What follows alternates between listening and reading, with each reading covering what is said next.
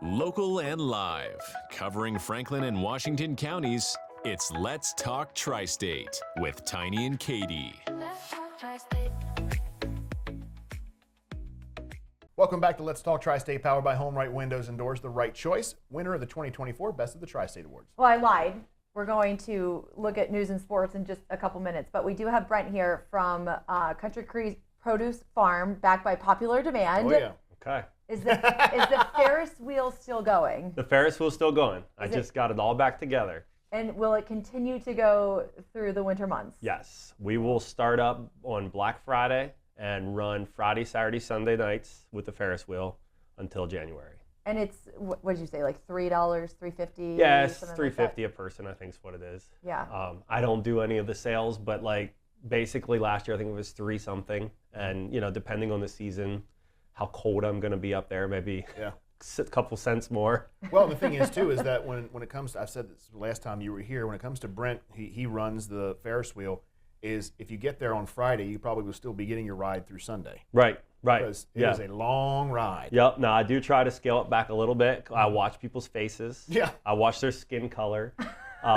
Usually whenever it starts to change colors, you know it's time to stop. Blue or green, get them off. Yeah, blue or green, get them off. But most people, you look at their face. If there's a smile, you give them an extra couple spins. Oh. And if there's, if they're starting to look like they're this way, then it's time to take them off. When I was on there with Reagan, I was going, yeah.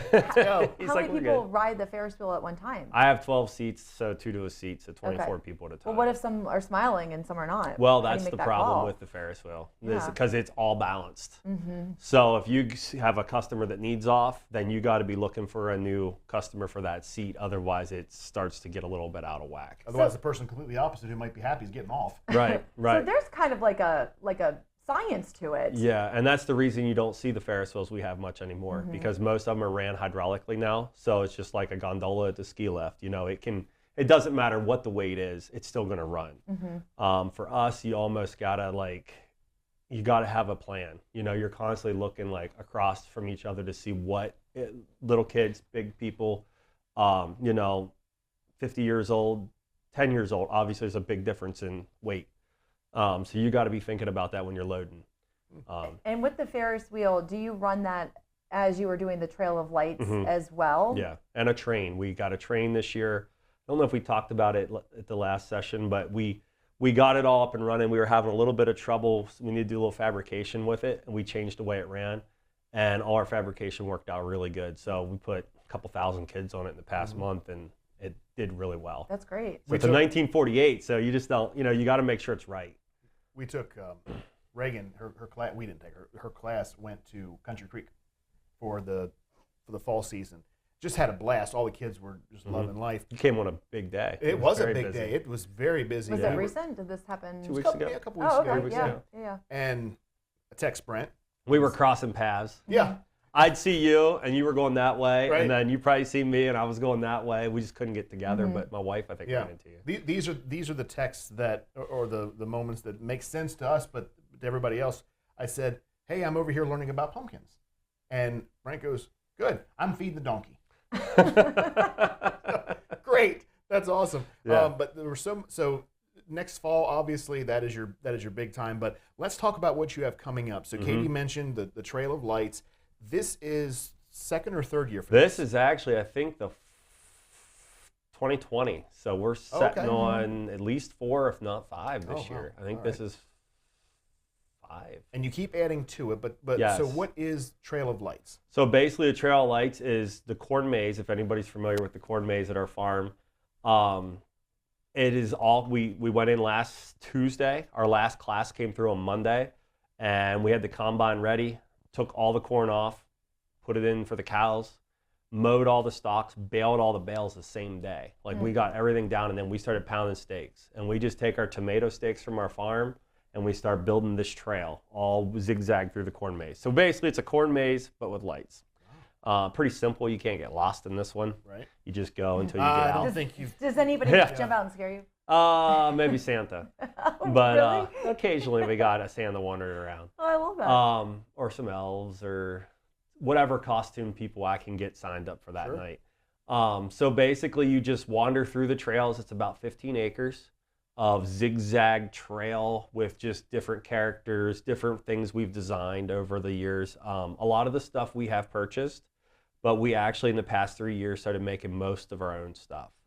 The stuff you can purchase is just random, like typical Christmas, but the stuff we're building is all pertaining to what we do. So when you're walking through the maze, are there like different scenes set up throughout that are Christmas related? So like we're building out a farm scene. We have a combine, we have corn, we have the planter planting the corn.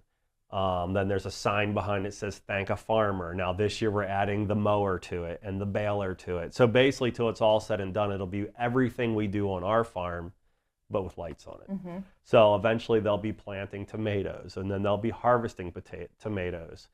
Just so people can kind of see what we do on the farm. You know, not so much about Santa Claus and all that. We'll have elf boots on, maybe some of the characters in it, or an elf hat on, or a Santa hat on somebody. But mainly, I just want to explain what we do on our farm because you can't buy that. You know, we're creating that. So we'll build a hot air balloon. That's one more thing we're going to try to build. So that'll be fun to see. We built a botanical garden this year. There's probably 50 pieces to the botanical garden, which are all way taller than all of us. So it's going to be this big just area of just color. There's butterflies, there's hummingbirds. The hummingbirds, we have them on things that make the like timers, so the wings go. We got mushrooms, we got, you know, you name it, it's in the botanical garden. How long will this run for? This will run from Black Friday to January, like the first Saturday of January. It's a lot of work that you're putting into it. It's a ton of work. It'll take us every day, all day from now until Black Friday, and we'll be plugging stuff in as people's pulling in. Now, once your features are built, they're built, or do they come down and you had to redo them every year? I know so we basically, So basically, everything we're building that's big comes apart and goes into trailers or into the barn.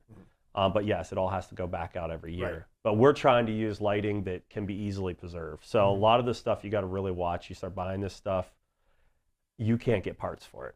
Or you can't get the right wire to get the timing right for the person to wave and all that. And then you got to, and it's very expensive stuff. So we're building everything to our specs so we have all the parts. Right. So eventually in the long term, we will have probably a drive-through show and a walk-through show. Oh, fun. So to explain what you guys are asking is, right now it's completely walk-through. But in the future, we're looking to do a drive plus a walk. So if it's bad weather, you hop in your car, you tune your radio in, and you go for a drive. Or you do the hayride. Right, or do a hayride through. Heck yeah. And I know a couple different farms that do that, and it gives them a lot of options. Because if we would have a complete rain out, like in December, if we would lose 2 or 3 Saturday nights, I mean, man, the payroll we got tied up in this and the amount of money we have tied up in it, I don't know if we could get out from under it. What is the admission price to do this? So this year, right now, we're looking at $13, and then we'll have a prime on. The biggest thing is the 2 weekends before Christmas are the busiest ones. There will be a prime charge on that, I think, of $2 a person on Saturday nights and Friday nights and Sunday nights, I guess. And you are doing 2 and under free. 2 and under is free. And, you know, we got hot chocolate, we got sandwiches, we have fries, we have pastries, and of course we'll have like gingerbread donuts and apple cider donuts and hot apple cider and all that. And this runs Friday, Saturday, Sunday? Friday, Saturday, Sunday, and then close to the season, we're open every day. Okay. So right up to Christmas, we'll be open every day. If you can't get out on a weekend, you can get out on a weekday. I suggest for all the local people in this area to come on the off days, like Sundays, Fridays. Last year there was a problem with parking on Saturday nights. Now we have added an extra 5-6 acres for parking, but what I seen last year, I don't know if that'll be sufficient. If someone's listening and they maybe are new to the area and have never heard of Country Creek Produce Farm, how do you get there? So if you're coming to our farm, you want to Google search Country Creek Produce Farm, and it'll take you right to us. But if you're using Apple Maps, you want to get out of there. Apple Maps do tend to have a wrong address for us. Okay. But the biggest thing is just get on 81, and you're coming to exit 10 in Marion. You're going to make a left or you're going to make a right. If you're coming from the north, you're going to make a right. If you're coming from the south, you're going to make a left. And you're going to drive 1.5 miles down to the Route 11, and you're going to head north towards Chambersburg, and you're going to make a left on Social Island by Shalom Christian Academy, and we're a half mile past there on the right. And you'll see the lights beaming from 81. So I'm trying to get some searchlights this year so people that can look Yeah. around and see where they're at. That's where we're going. Yeah. Do you have the Ferris wheels that all lit up as Yes. well? Yeah. You have no trouble. Once you get to Route 11, you almost can't miss it because you can see it from Route 11 really, really well. And I saw that you have a holiday greenhouse. Talk to me about Right. that. So basically, if you're looking for like a trim shop, we'll have all sorts of different, wreaths, decorated wreaths that you can buy and decorate yourself. We'll have the garland, different kinds. We'll have the Fraser garland. We'll have the white pine garland.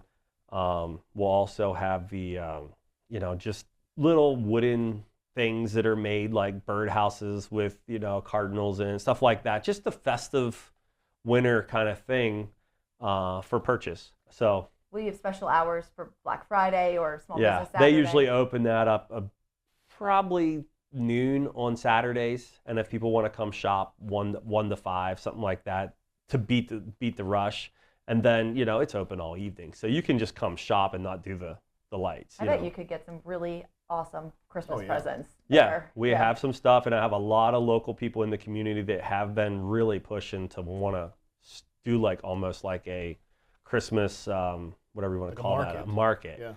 With local vendors, and I'm hoping I can get that put together. I can't say for sure, but there's so many local vendors that just build some really cool stuff. Yeah.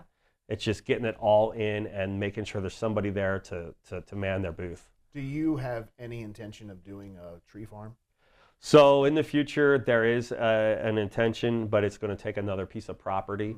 If that property becomes available, we are going to put in about 8 acres of trees, maybe And 10. it takes years and years for those. Yeah, trees you're to- looking at 7 to 9 years to get a decent tree, and then you run into it's just farming all over again. So basically, you might not get perfect rows the first year. You might have to, trim that tree, and then a deer gets a hold of it and it's gone.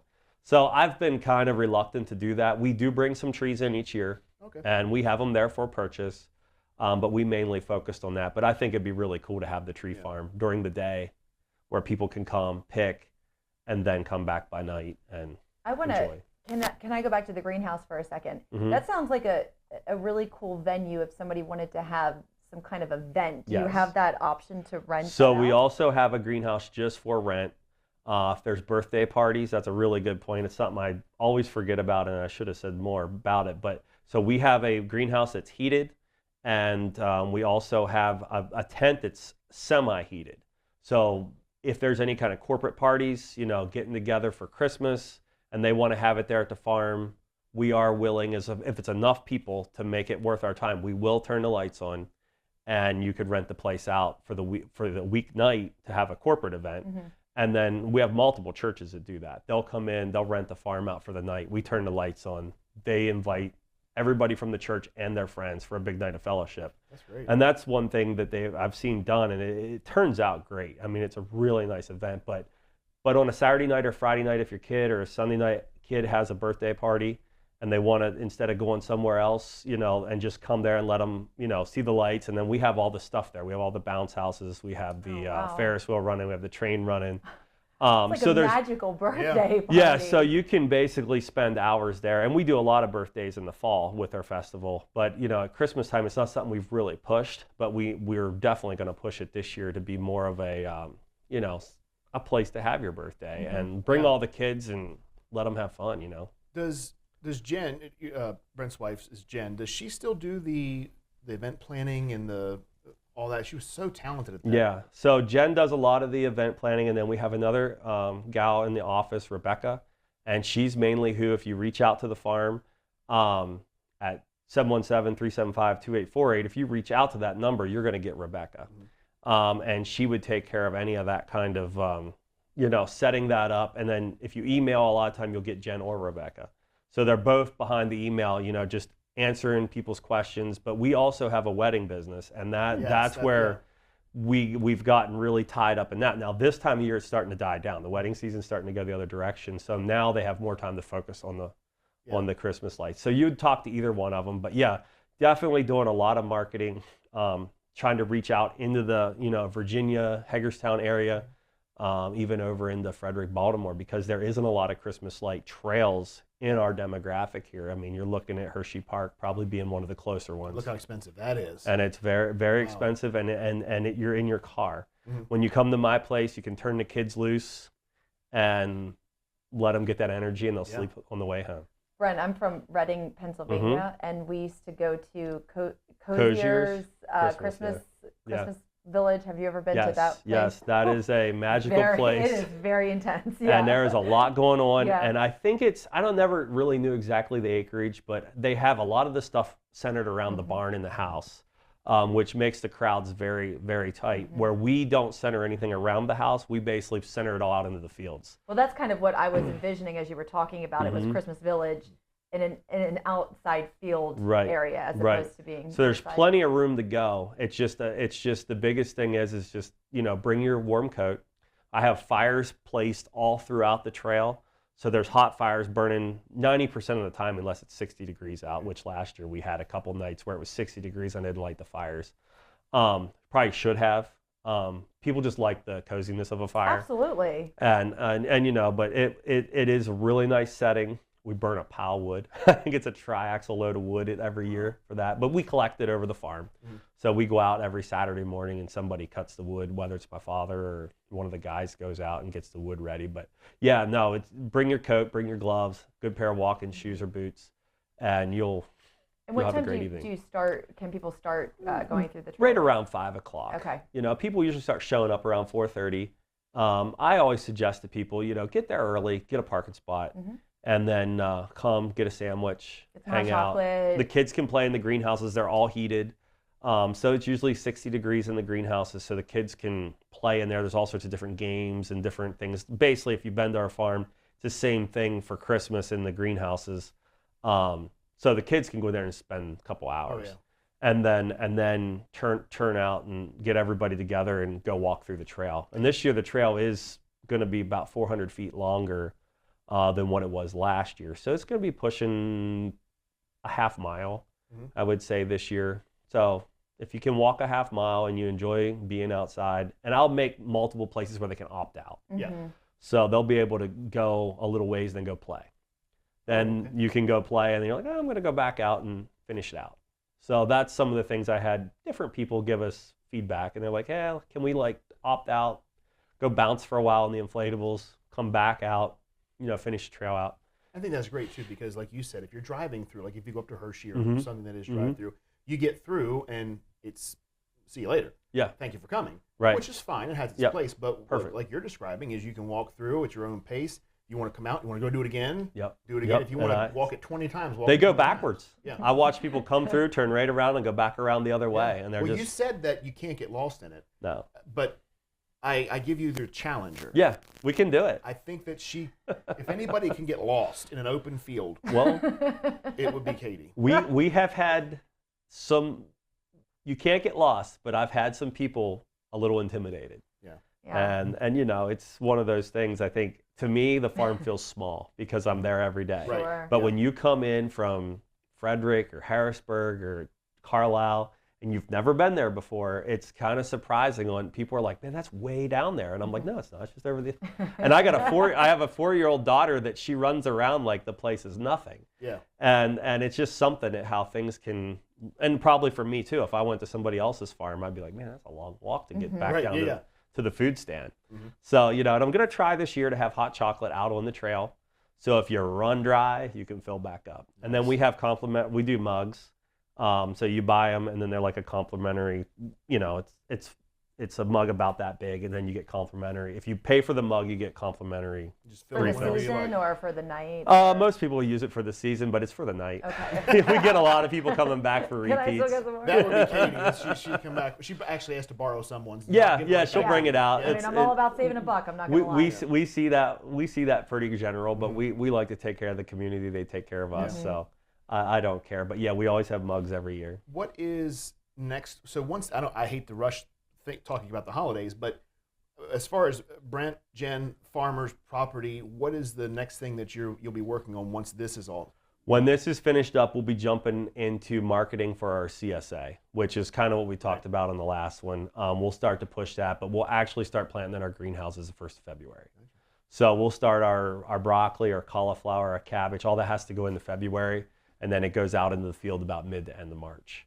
So it doesn't give us, till the lights are all coming down, we're firing back up. We have about a month to but the greenhouses are pretty simple. You throw the heat on, make sure it stays, a certain temp.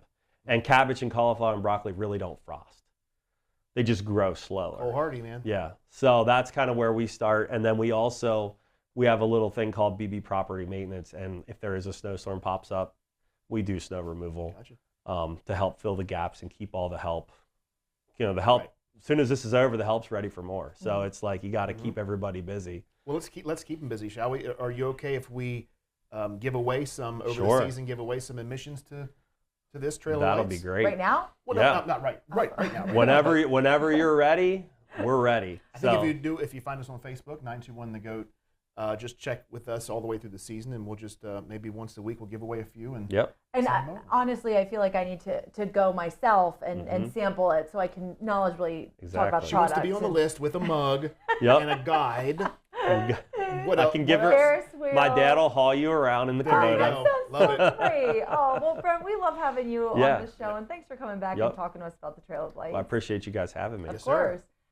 If you'd like to be featured on an upcoming episode of Let's Talk Tri-State, call 717-597-9200 or email letstalk@921thegoat.com.